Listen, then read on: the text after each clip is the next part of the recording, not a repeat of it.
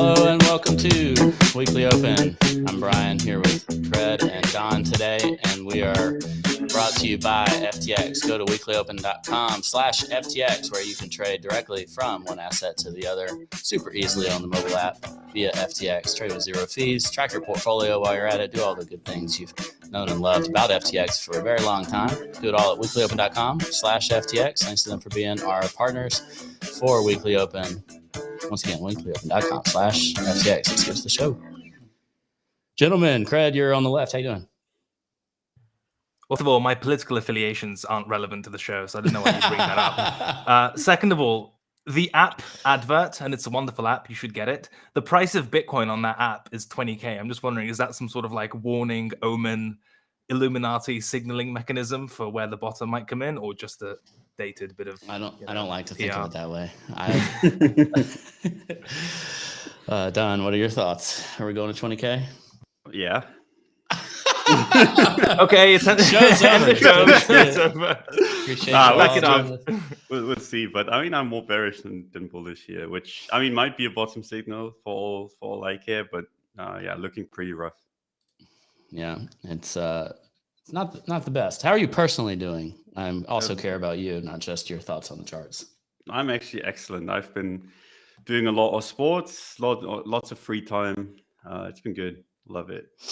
That's awesome. And my family doing lots of sports and lots of free time don't align because it's my kids doing all the sports, and it's just like boom, boom, boom, boom, boom every day. So it's that sounds nice. That's a nice version of sports. Ours is you should try it. Yeah, ours is really fun, but it's like going from the soccer field to the baseball field, just dad things. Man, so. The nice candles that we had leading into last week, we got rejected pretty soundly off of them. Don, you want to give us a little bit of a market update, I guess? Yeah. So we closed that weekly support on the weekend. That's the only bullish thing that I can say right now, basically, because if you look at the monthly, right, what we basically had was a range fake out to the upside. We broke completely down. And then we bounced from support, and that got rejected by the first weak resistance with a massive candle to the downside. So far, anyway, right? So that's not necessarily the best sign. It's not the worst because we still have support there, but it's not good looking, right? And then you go to the weekly, and we have at least the weekly support. So if this week turns out to be okay, you could make an argument that the shit that is going on the daily is just a trap, which I would then be fine with. But what we're currently doing is basically, and I mean, you can compare these two relatively easily. We have a range here, right? From 30 to 60K roughly, had the range fake out and then broke down 50%, right? Now you go to the daily, and what we've done is we had a range from 44 to roughly 33, and we had a range fake breakout.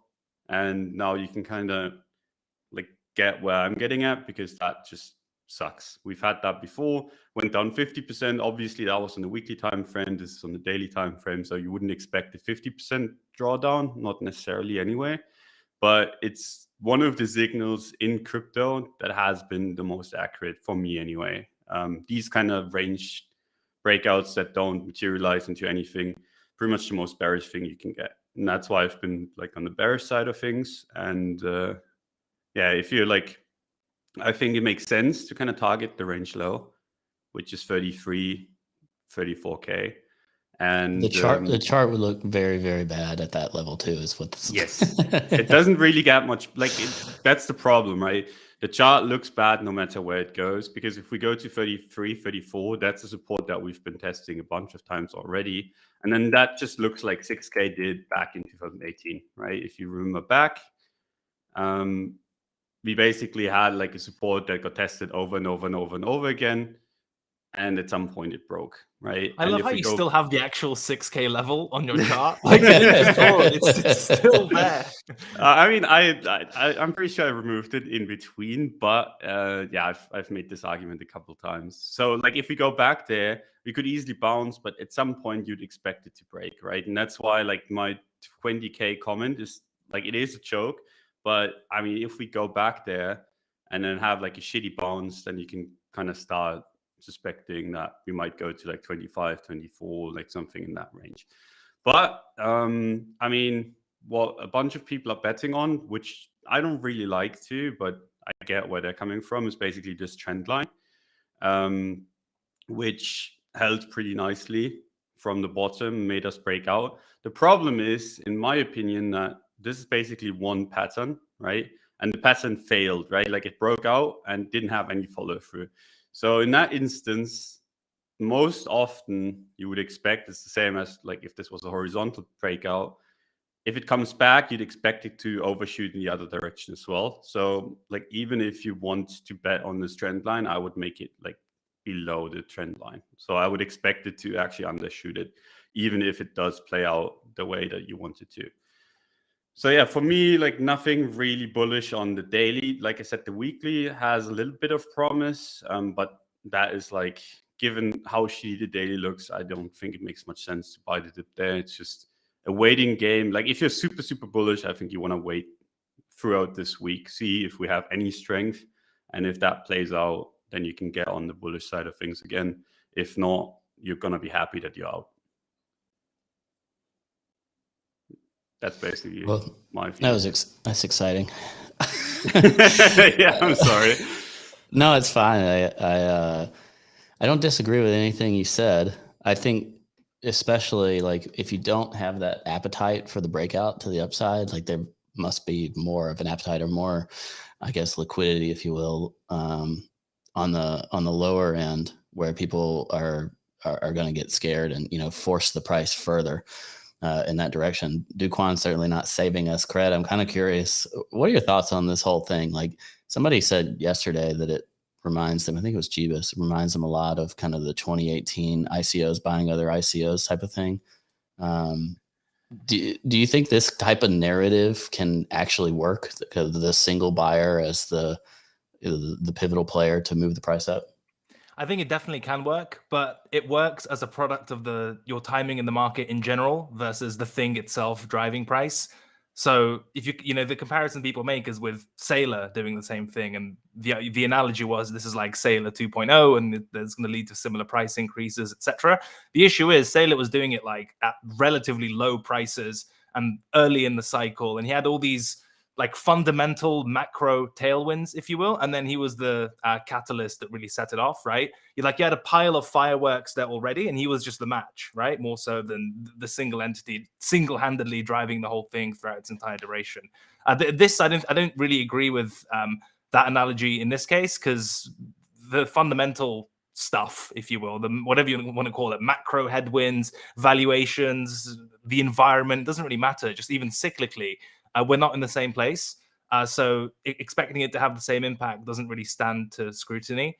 I don't like the idea of tokens backstopping with other tokens or using it as like some sort of collateral or whatever else, because we know that quite regularly, including Bitcoin and ETH, these things go down 50, 60, 70, 80%, like regularly. It doesn't take like a black swan for this thing to happen. It's just like a byproduct of a normal cycle. And also we know that correlations converge towards one when volatility kind of picks up, especially to the downside, right? So the idea that you somehow have this diversified crypto portfolio and you've got some L1s and some DeFi tokens, maybe if one goes down, the other goes up, whatever, it's an illusion. And if anything, it's been just copium that we've had ever since the highs, which is that, yeah, Bitcoin looks terrible, but the market's dispersed now, so we're going to get sectoral pumps, yada, yada. It's like we're not. And if we are, as we've seen, they'll be very short-lived and snap back into line eventually. You just can't use like 100 vol asset which goes down 80% every few years, be it Bitcoin or altcoins, as like meaningfully use that as collateral, especially if you're doing so late cycle, right? Like if you're doing it early cycle as a bootstrapping mechanism to get a bunch of attention and when valuations are low and, you know, stuff is oversold, whatever, as a gamble, it could definitely work. But I think even in that case, you're being carried by the market more broadly, more so than by your actions. I know that was like a really rambly, but the summary version is I'm not a huge fan of it, and I just think the timing is unfortunate. Even if it was, even if fundamentally the idea sucks, you could still pull it off if your timing's good. But I'm not convinced that the timing is good either. So it's not entirely compelling to me, at least. Yeah, I don't disagree. I also wonder, and I haven't done the research on this, so I'm just talking.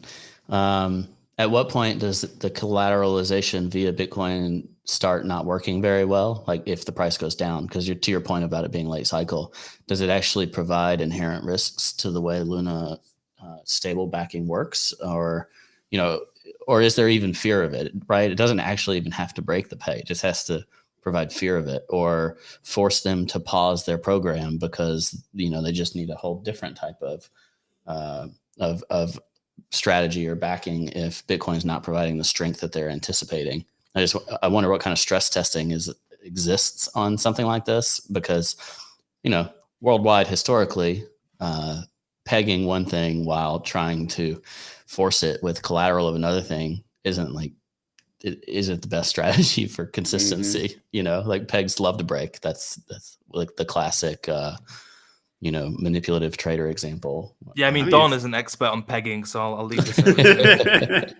I mean, we've seen it in Forex as well, right? Like in the past where countries have tried to peg their currencies to something and it's spectacularly failed pretty much every single time.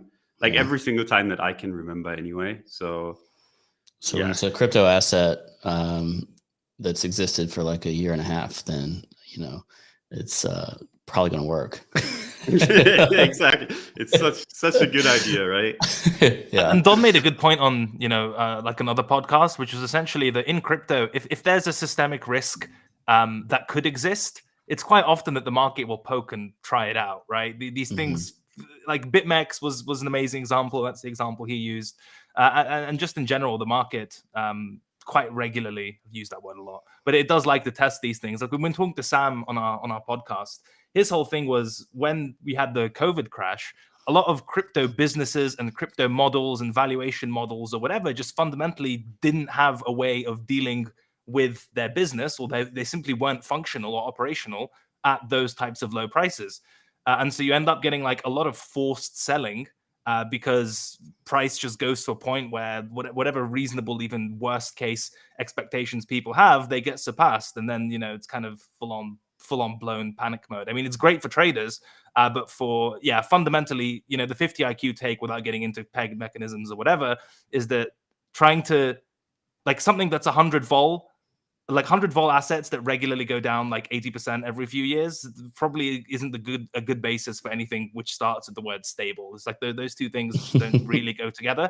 And if you are going to take that type of gamble, you better hope that you're early in the cycle where everything can get so inflated that even if it does viciously nuke, correct, spiral, whatever, you're fine because your timing was so exceptional. But in the absence of that, I mean, God help you. Even looking at this chart that Don's got on, right? We had probably the most synchronized, high-profile, big-ticket public buying that we've had in a long time for BTC, and it just got completely soaked up, right? Completely. It didn't do shit. Like in the last episode, we were talking about how on earth is this thing only up 4% from the breakout point, given face-melting equities and all this public buying, etc. And fundamentally, for every buyer, there's a seller, and that's not a huge sign. You look at the Luna chart as well. Luna USD or Luna BTC, that's starting to look like Bitcoin at 60-something thousand, especially given the past weekly. That looks like a failed breakout to me, which sort of sucks. If you look at Anchor Protocol, the chart for that, again, the relationship between that and the things we're talking about isn't obviously clear to me. Haven't done enough research there, I'll be the first to say it. But that 50 IQ take, that's not like a super good looking chart either. If you look at the perp as well, I think that's kind of what I was looking at earlier. There's just certain things. I think the type of gambles that are going on in the market, where stable coins, investing in other stable coins, trying to back themselves with crypto, which seems to be kind of late cycle and so on, the timing isn't really it for me. And you and I, Ledger, talked about this quite early on at much higher prices, which is essentially the trade from a macro point of view, even if the timing itself won't be perfect, appears to be some version of long easing and take profit on tightening, right? And then you can long some sort of easing again. Now, it's very unlikely you catch the bottom trading that type of strategy, because the market is going to start to price that in much earlier, right? Before it becomes official, whatever that means. But in terms of like a multi-month, multi-year type of premise, I still think that's really sound. And as we've seen with risk assets and the market just being spooked by upcoming inflation prints, it's still very much the flavor of the quarter, month, year, perhaps longer, that central banks are going to be fighting inflation that comes with rising rates, and that's generally not good for risk assets. Right now, at some point, that will become sufficiently priced in, or the pessimism will be too much, it'll be oversold, whatever. But it's not entirely clear that we're there yet. Like, some models are projecting rate hikes into, like, I read 2025, 2026. I think that's tomfoolery. I don't believe that for a moment. Yeah, I can't do it. No shot. But for 2022, very, very plausible.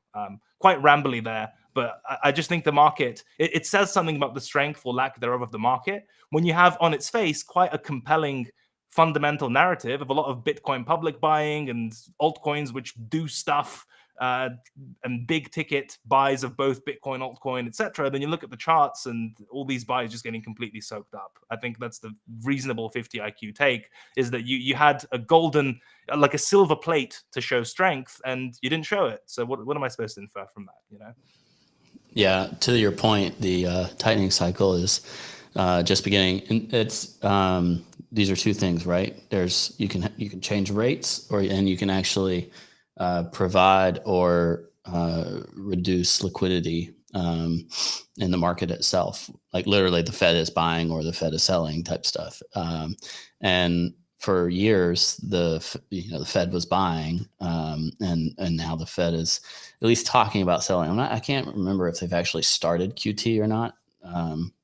But if they haven't, then it's supposed to start like any time now. So, this weakness here, and we can talk about some stock stuff in a minute. But there's a lot of interesting stuff there, and a lot of interesting battles.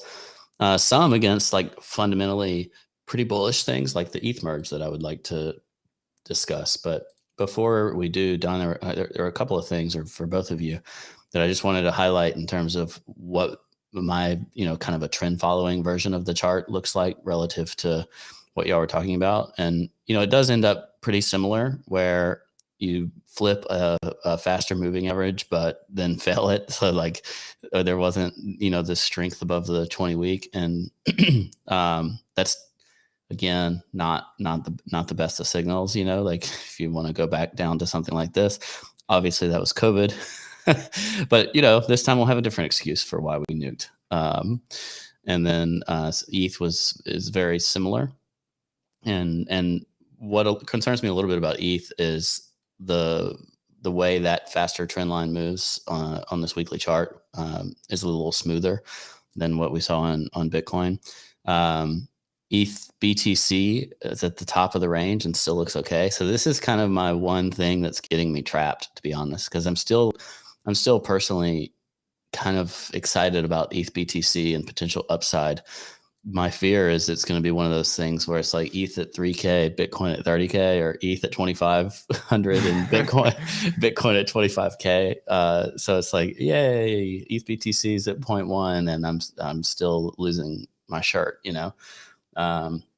Kobe's talked about that a good bit as like the funniest outcome. And,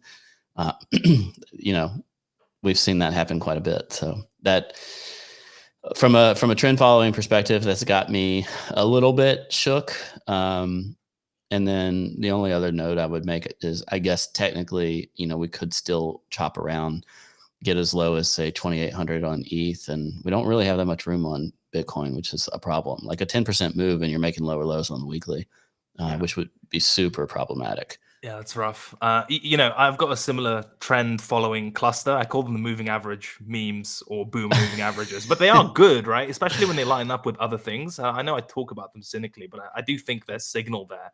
And, for me, I know Don doesn't love the monthly mid-range. For him, it's like weak resistance, which makes sense structurally because you don't normally expect mid-rangers to be trend reversing unless the market's really a piece of shit.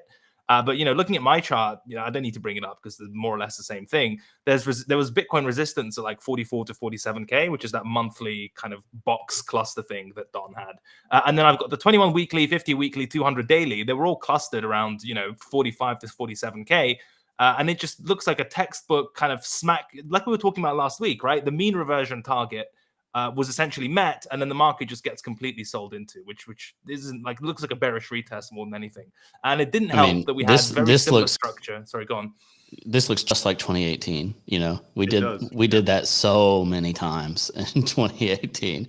It's not a good look. Thing is, if it gets back above that, I know like giving the market a bunch of excuses in itself is like an indicator of trend. Like, again, we talked about this with Duck, where if you find yourself saying, okay, it's bullish, and then it fails, you say, okay, it's bullish if it reclaims, and then it fails, you say, okay, well, it's bullish if it makes a higher low. You know, if you keep giving the market excuses, it kind of says something about its underlying strength or lack thereof. Oh, for sure. But I do think, given the failed breakout that we had at 46, 47, it's quite rare that after such a spectacular failed breakout, the market does it like a second time, right? So I think if the market were to like start to erase some of this and make progress, that is to say, get back above the breakout which got us so excited in the first place, the likelihood that that leads to continuation for me is much higher than it is at the moment, because I think the probability of a double fake out is generally pretty low, right? Like once you've had the fake out, you either nuke, and the market like not nuking after that and making it back above that 44, 47 level, that'd be pretty good, right? So if you're looking for strength and you're not willing to rebuy monthly levels or whatever else, now that the ugly fake out has happened, 2 ugly fake outs is quite rare.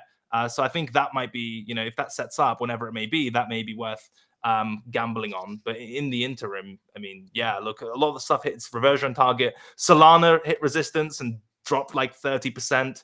AVAX failed its retest level. Luna looks like a failed breakout on the weekly. Like I don't exactly know what I'm supposed to be mashing buttons on. Maybe some oversold correlation bounces along the way. I think if you're going to gamble on anything, structurally, ETH is probably your best bet for some sort of oversold bounce thing, because it's at its very, very clear weekly support structure, do or die. Oh my God, this better be the wick, otherwise we're going to 2K. Like that's where ETH is at. So I think, you know, if you've got itchy fingers on the oversold bounce front, is it this line right here? Yeah, exactly. Like the more or less that inflection point. So if you've got itchy fingers for please bounce, it's oversold, give me something, I think ETHUSD is the chart which presents that case clearest. But I'm not nibbling for now personally.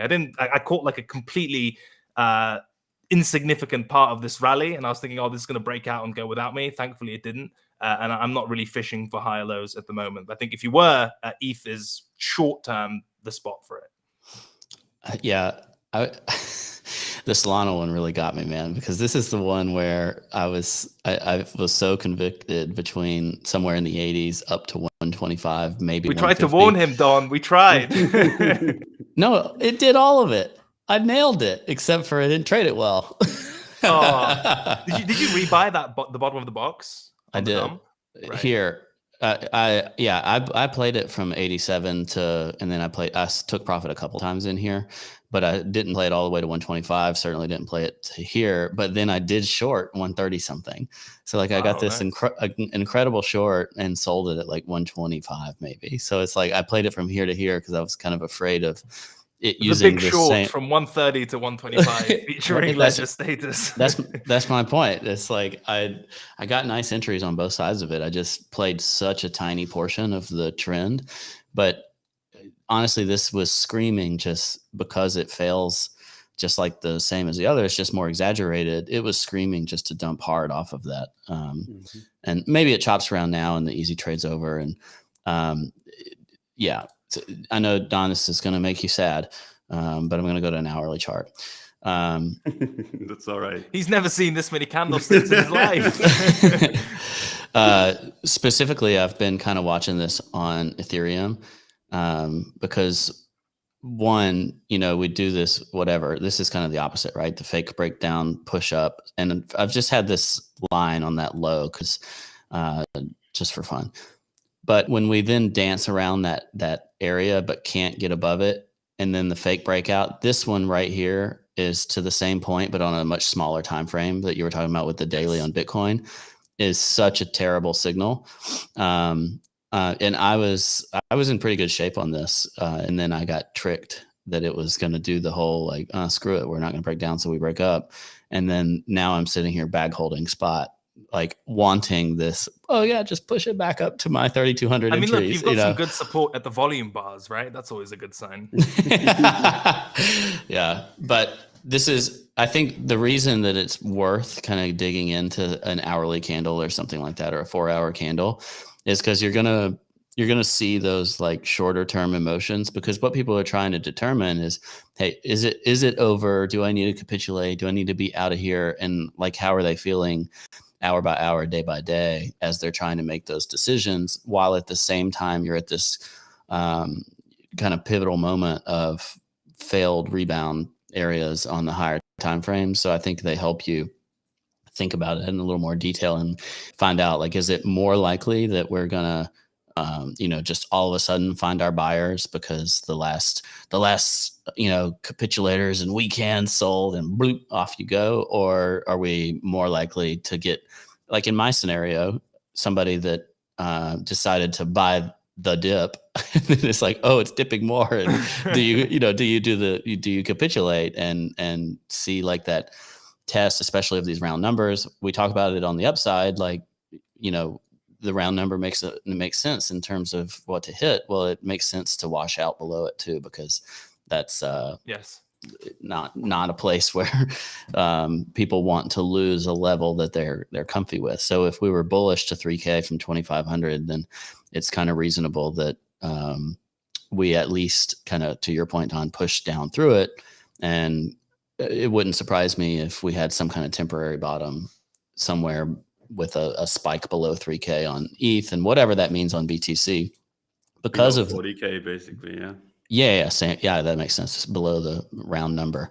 So if you're trying to play this market, then you have to consider, like, well, how do I have relative better buying power, right? Like, if you're going to be long. So that's why I think you have to look at some of these pair trades, because Cred, you did a pretty good example of running through and how everything looks like trash. So how do you find the strongest thing with the best narrative? Do y'all think there's come back next year or come back next year? But a lot of people can't get themselves out of the market. So it's a matter of what can I hold and what has a narrative. And that's when I look at it, I see a better narrative for ETH than anything else. The relative pair looks better. The dollar pair looks less bad. And if I was just going to hold anything, I think I'd probably just sit on my hands and hold ETH and hope the merge does something good. Can the devs do something? Yeah, I agree with that. I think structurally ETH looks the best. If you had to kind of gun to my head, which is just about the only thing that could make me get involved in this, get involved in something, it'd be ETH at 3K-ish, ideally wicks below that. But that's because it's the only structure you've got left, right? It's like Bitcoin at 30K. Not one-to-one analogous in terms of structure, but like you only really have one level you can buy, right? Because if that level's lost, it goes to absolute dog shit, Goblin Town, 0, delist it. And for ETH, that's 3K. I think if it doesn't, if 3K isn't the bottom, I think there's an untested range low closer to 2K realistically. Because for me, ETH never really retested that macro range bottom, because Bitcoin got there first, and that's when you got your monthly bounce, and ETH bounced at a more or less meh area, which makes it like an unconvincing macro bottom, because it didn't get there on its own accord, more so just hit an okay-ish level, and then got dragged up by Bitcoin. So for ETH, it's one of those, if not 3K, then likely 2K scenarios. But I agree, if you're nibbling even on like oversold bounces or whatever it may be, I think Luna USD, unless you get a weekly close above 100, is one of the worst looking altcoin charts, especially compelling considering the narrative that it has and just the mind share intention, etc. That weekly close for me was rather appalling. I mean, just Luna Perp or Luna USD, whatever. If you look on the weekly time frame, like the highest close, right, from the previous swing, how does that not look like Bitcoin at 60K? Where you set a new all-time high, it looks great, and then you get a weekly failure of that all-time high. That's depressing. That's a bad pattern. I think if it rallies back into there, which is I think it is around 99 on the weekly time frame, whatever it may be, that's resistance until proven otherwise. But like, why is the coin with arguably the best narrative, the most eccentric founder, amazing mind share, rabid fans on Twitter, or so on and so forth, buying, with a massive treasury, which they don't even know, they've got so much money, they didn't know what to do with it. They're buying shit coins at this point. Why does that coin look weak, right? So that's kind of, I'm not jumping segments here, but in terms of stuff on my radar, there's a big divergence between like narrative hype and also price action, like those two things and price action on Luna USD. And I need to see that weekly time frame get fixed pretty quickly, because otherwise it's, you know, the Dawn special where you get your high time frame failed breakout. Everyone's kind of like, yeah, I mean, it's down, but it's not the worst thing in the world, and then it just teleports. It looks basically the same as Solana when it was 200, and ready to do another 50-60% to me. I mean, Don, I'm not hallucinating, right? That weekly structure looks appalling. It looks really bad. Yeah, I mean, if you ask me about altcoins, right, and I've been kind of alluding to this on Twitter a little bit, I feel like they're basically just starting their 2018 descent into basically almost zero valuation. Like, I look at these things and it just screams to me the same thing that it screamed to me after the altcoin bubble in 2018, which is it's all going to almost zero. And I don't think it does matter too much which one you look at. There's a few that look better. Like you said, ETH, not too bad, but most of these things just look so bad that I could see them go down 80% from here easily. And that is scary. And I mean, I don't know what that would mean for Bitcoin, right? Like, does Bitcoin have to go down like 40-50% for that to happen? Or does it just have to continue going sideways? I'm not sure. But we have such a huge altcoin market now, right? Like, if you look at the valuations of all of these things and the emission that the altcoin market has, right? Because something that people tend to forget is that a lot of these coins still have emissions, right? You get new coins on the market, and if there's no new people buying them, that can push price down just by itself. And the market is so big now that if the buyers don't show up, everything just goes down because other stuff goes down, right? Because if people see ETH go down, they're going to be less likely to hold their altcoin. If they see their favorite altcoin like Luna go down, they're going to be like, maybe I'm wrong on my altcoin. And that just spirals out of control. We've had that before. I'm very, very bearish on most of the altcoins. He said the S word, spiral. Well, there is, that correlation to one, yes, causes the spiral. There's an irony here too, because at the same time, what you're seeing when a lot of funds like update about what they're doing now is they have more money than ever to allocate, and they're like, well, we can't allocate it all into venture because there's just not enough stuff out there to put our billions into. So they're like, we're gonna be more and more deployed into liquid books. It's like, so are we dumping on hedge funds and venture firms who are making strategic investments into altcoins at 50 or 60% discounts that then inevitably get run? Wouldn't be the first time. That's kind of what it seems like would be a natural outcome if this all does unwind further. Also, it's indicative of, like, this was the crunch, and we haven't started the real compression yet. Like, this is still very wide variations, pretty volatile, and I think it gets to the point where we could do that for like a year, Don, and that's going to give you a lot of that room to go down 80-90%, because you do 50% of it during some kind of period of hopium where it just kind of squeezes out. Even if Bitcoin's not doing a whole lot, ETH's not doing a whole lot, stuff, does its first 50-60% as just more and more notional buyers, top buyers capitulate, funds take their profit, coins get unlocked, farming, farmers farm, whatever is required there. I could certainly see that outcome. And unfortunately, I hate that Bitcoin dominance chart because there's too much stuff in there that I wish wasn't included. But if you just did a pure Bitcoin and ETH average versus all the other altcoin averages, I could imagine that number doing very well for the Bitcoin and ETH relative pairs, even if they're not doing that well on a dollar basis. Mm-hmm. I generally want to say that, like, there's going to be a few outliers, especially this cycle, I think. It's just like we're in this weird macro situation where I think retail isn't really going to buy too much into like the shitcoins of shitcoins, right? Because the entire world is feeling pain right now. Everyone has like some sort of troubles, like be it oil prices, be it like electricity prices, anything really. And I think in that instance, yeah, people might speculate on stuff, but they're not going to speculate on dog shit, right? Because they realize, okay, it's probably not the best idea. That's kind of like what I like to think anyway. So like if you have the shittiest of shit coins, I don't think they're going to do too well, right? But if you have like something that is like a little bit better, maybe it does perform pretty poorly, but much better than the shit coins. That is up in the air. I'm not entirely sure on that front. But like the entirely speculative stuff, I just can't see doing well during macro situations like this, and especially when Bitcoin is just struggling like it has been.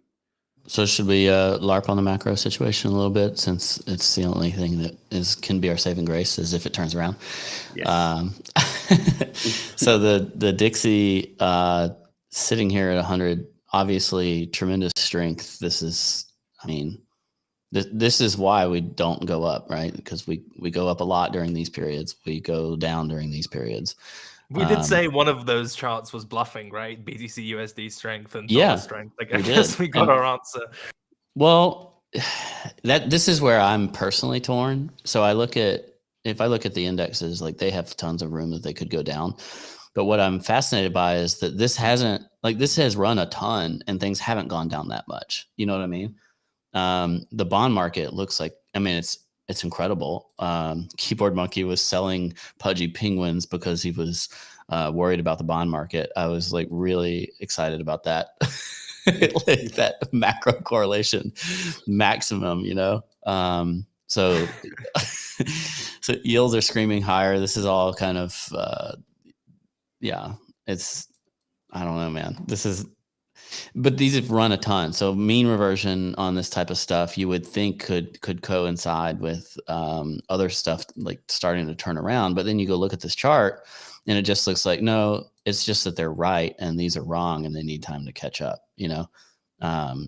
And these look very bad. These look like the same thing. What's your upside? What's your relative upside? Do you really think we're just going to go into screaming price exploration in stocks and, you know, we're going to have new all-time highs in like Zoom and Shopify again? Or is it more likely that people continue to bleed out the tech stocks that drove the market for ages, and the value stuff or things that, you know, provide a dividend or whatever, they can't really keep up in terms of lifting the market as a whole? You compare that to tech, I mean, What is that? really bad. That's the NASDAQ, and it's not good. You look at small caps and it's kind of the same thing. Never even really got that great of a bounce.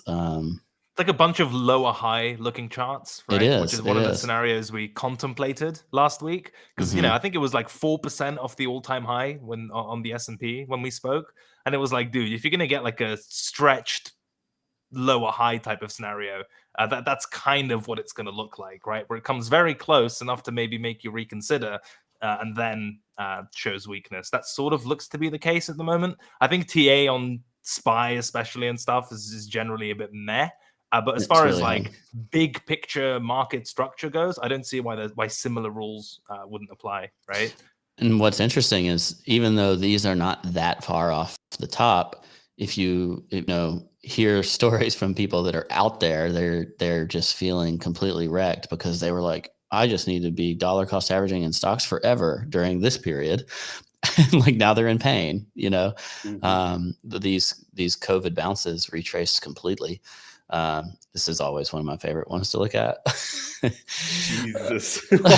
So this is a EV company that was a SPAC. So these SPACs all start at $10, and because there's this like weird warrant thing, and then they all like pumped and then just bled out continuously. Now it's $3. Nice bounce at $10 initially though. TA wins again. That's right. It can't go below the warrant price, right? Right? It's the peg, right? It's the peg. It is. That is the peg. So when you look around, that's the stuff that people held the most. Like ARK is the same type of thing, right? People just buy, and now like most of them are no longer in profit. In fact, if you're in profit on ARK, you bought basically the Pico bottom, which you probably didn't. You were probably buying somewhere between here and here, you know. Probably closer to the top than to the bottom. Yeah. Well, look at the volume. This is where the most actual notional volume occurs on the blow off top here, like from, and this is all above this. Some things never change, eh?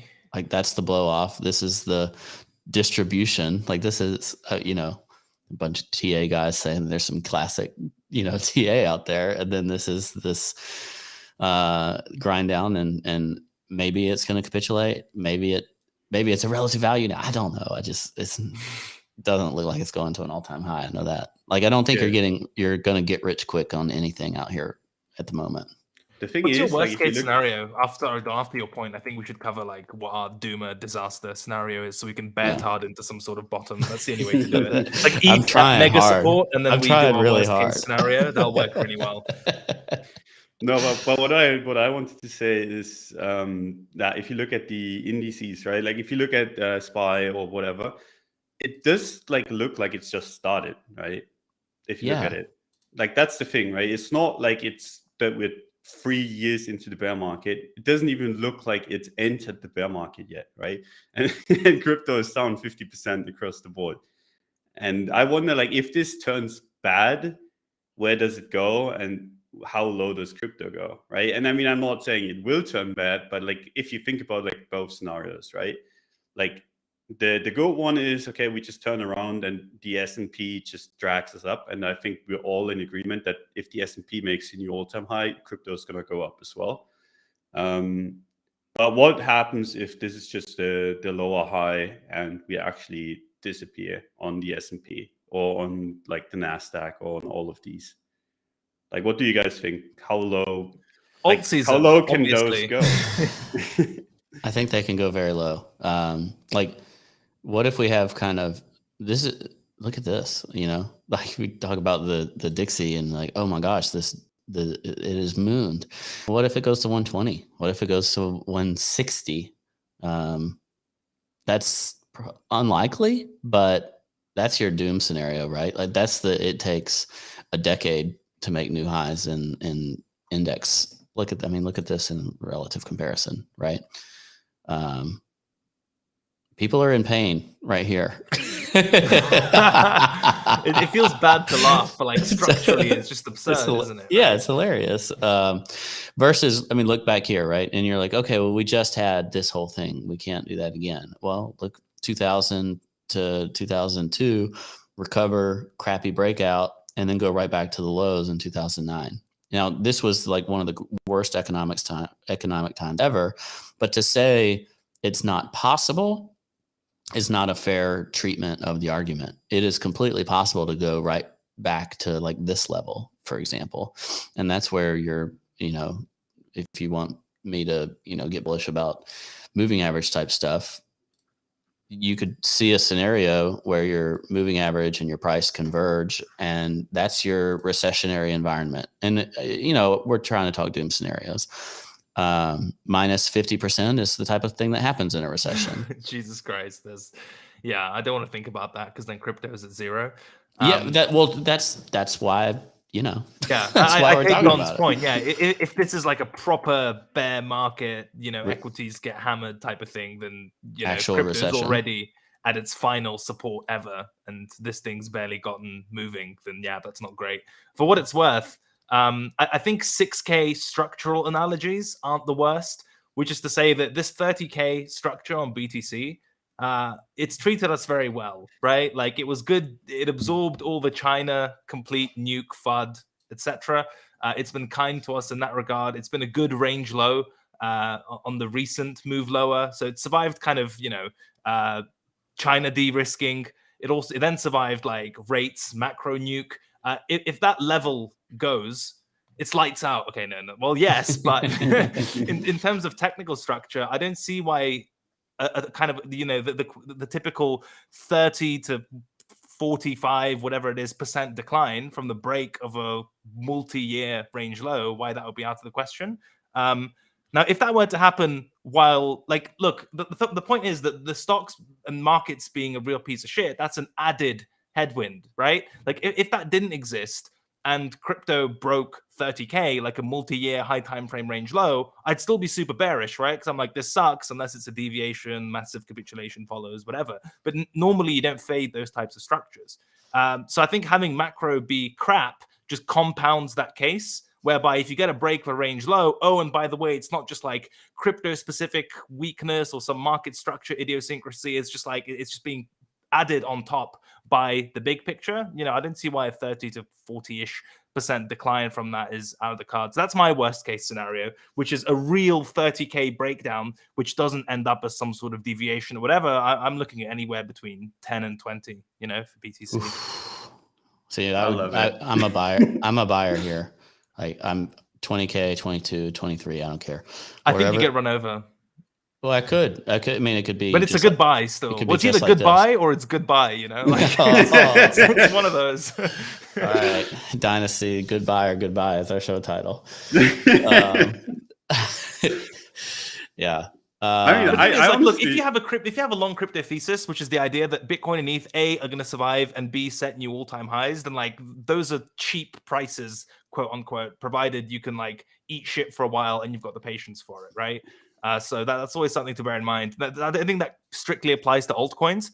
If your belief is that DeFi 1.0 or all the BSC shitcoins, GameFi, whatever from this cycle, just because BTC and ETH will set new all-time highs, so will your bags. I think that's far more difficult to defend as a premise. But I think in general, if you've got a long crypto thesis, then I think a base assumption in that is that Bitcoin and ETH set new all-time highs. So if you're a real greedy, delusional piece of shit, what you can do as the market's going down is just measure how much of a percentage increase would make a new all-time high, and then consider whether that's a good trade. I think that's possibly the worst trading process that I've ever articulated out loud, but it's a legit thing. How far are we from all-time highs, and do I have a underlying belief that we'll get there and exceed it eventually? And then that can give you some relative basis for where the market is. I don't know if that's total dog shit. It's not how I trade, but I can understand it at least. What do you think?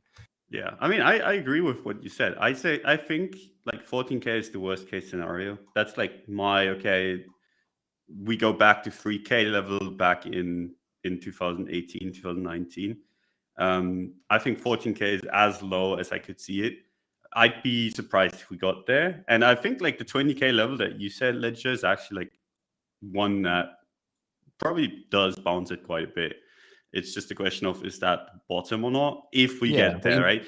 And I mean, 30%, you can get a 30, 40% bounce and then go to your 10K. Yeah. It'll bounce from 28 to 29.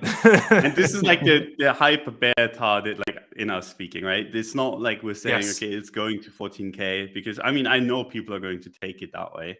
And I mean, be my guest, I don't really care anymore. People always put words in my mouth, and it's whatever, I'll take it. But yeah, the monthly level, and the reason why I'm saying 14K is because that is basically, if we look at this range, right? And I mean, you can show my screen share real quick. Yeah. It's if we lose this range low, right? If we lose this, where the fuck do we go? There's nothing in here. Then you only have one level to bid, right? And I think you have the 2017 all-time high. Yeah, but I mean, I don't really do the wicks. It's a wick. It's not real. No, you could, and that's why I think it could. That's why I'm saying it could bounce, because I think on the weekly it's a decent level, up here, at 19K. It's a decent level, but on the monthly time frame for me, it's 14K, right? So if we lose the range low, it's a massive range loss. Could just be a deviation, right? And then we go back up, and at that point you're mega awesome, bullish. right? You have to be you have to be mega bullish if we do this. But if it's not a deviation, right, and we just go there like we did back in 2018, 2019, which was basically we just nuked and it wasn't a deviation, it wasn't coming back up, and then it grinded lower. At that point, I think it would probably go towards at least 20, if not 14K, right? So that's kind of the bearish scenarios I'm looking at. But obviously, if we come back above 47, 48K, it's a different story, because at that point we've reclaimed the shitty range midpoint, and it looks much, much better to at least 60K. And at 60K at that point, you could make a bet that that's going to break at that point. So it's not all lost. It's just, you kind of have to think about, okay, what's the worst case scenario? Because if you don't think about it, right, you're going to sell that dip. And I mean, it'll make you think about it during the worst possible time. Yeah. And you don't want to be the guy that has no fucking plan on what to do at 3.9 or 3.7K, right? Because this nuked, and like Cred said earlier, like even companies didn't know what the fuck to do, because there was like, this is no way that we're ever going there.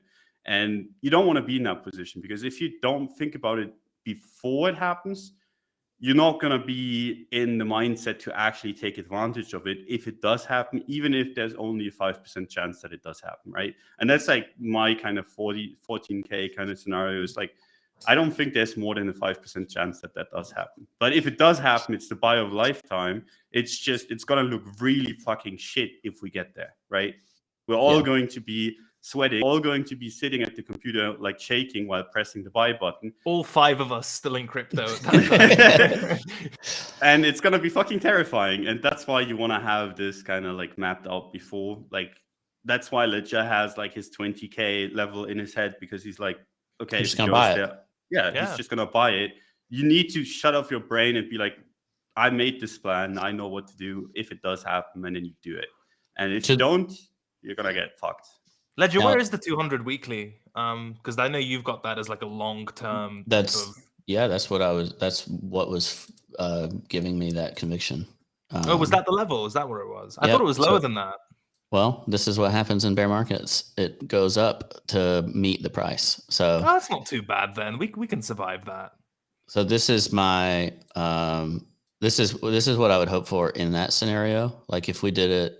This is just June 2022, right? So if we do this capitulation in the next few months, you want it to be really fast, right? Really, really fast, and then boom, back up. But I would be thinking in the mid 30Ks, because people would sell 30K for sure. You know, you get 20K, bounce to 30K.